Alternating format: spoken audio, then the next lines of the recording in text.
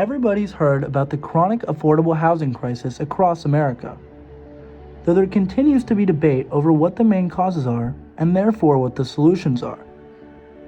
More and more advocates have argued the key cause of the housing crisis is overregulation that makes dense housing like apartments too hard to build. Many, though, especially in the left, have pushed back on this argument to argue that the lack of enough housing is not the main cause.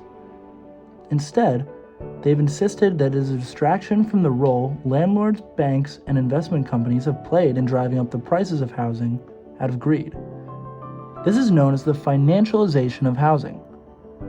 So what are the origins of the financialization of housing? And what is the role it has played in creating America's current housing crisis?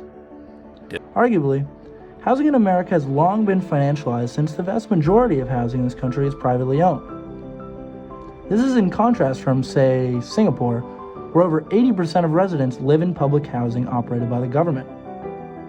In the years following World War II, the government intervened massively in the housing market. Arguably, the most impactful of these interventions was the creation of the 30-year mortgage, which allowed home buyers to spread their home payments out over a much longer period to afford new homes. Since then, millions of Americans have funded public schools,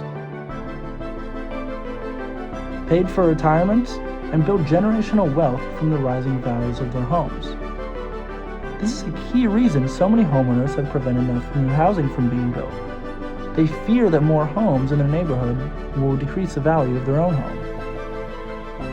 Okay, so financialization of housing couldn't have happened if housing hadn't already become such a big way for Americans to make money.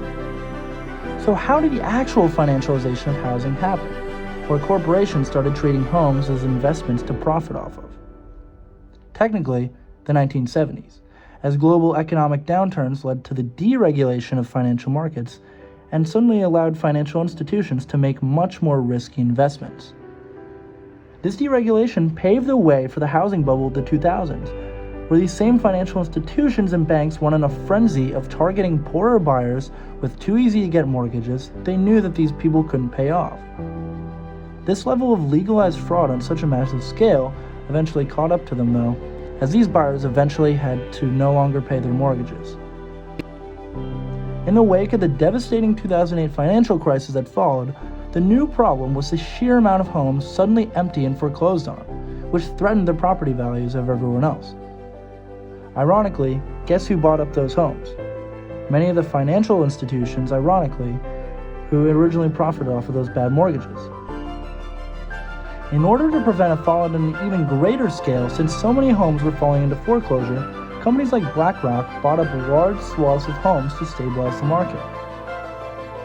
However, suddenly these companies had a substantial stake in America's housing market. They wasted little time in raising rents wherever possible while coming under fire for extremely subpar maintenance of buildings and assistance to tenants.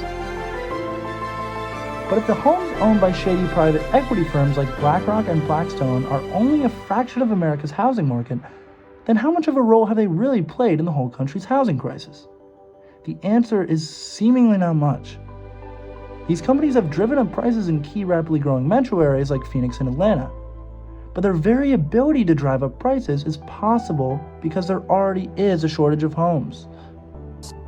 Thus, the financialization of housing is much more of a complementary cause than a primary one.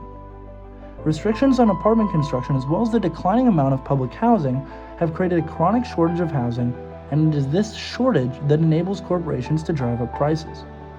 Still, more regulations and accountability on what those corporations could buy would have prevented them from making the situation so much worse.